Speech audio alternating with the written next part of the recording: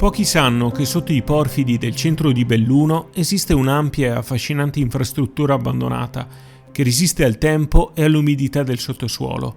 Si tratta di un tunnel antibombardamento costruito durante la Seconda Guerra Mondiale, all'interno del quale si può rievocare anche solo per qualche istante lo sgomento della gente del capoluogo che lì dentro attese e sperò, confidando chi in Dio, chi nella buona sorte.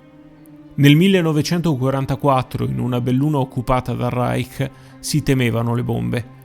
Vennero così costruiti dalle maestranze bellunesi 4 rifugi sotterranei, affinché i cittadini potessero salvarsi dal fuoco annientatore dei bombardieri.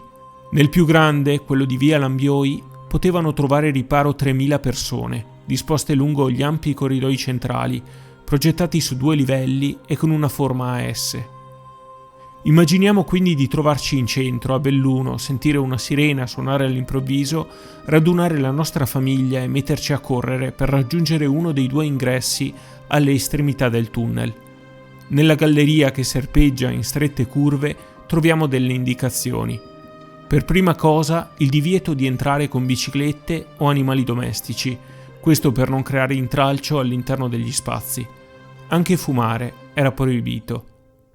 Poi quella parola così esplicativa in grande sulla parete a volta, silenzio, e possiamo immaginarlo bene questo silenzio con uomini, donne, anziani e bambini seduti sulle panche di cui oggi è rimasto soltanto il sostegno, ad attendere il boato e il tremore del soffitto. Più avanti veniamo rassicurati invece dalla parola calma, che in stampatello maiuscolo sembra un ordine più che un consiglio. A metà del tunnel si trova una scalinata. Sono ancora visibili anche un paio di gabinetti, una stanza che poteva fare da infermeria o da magazzino e una fontanella d'acqua per ogni piano.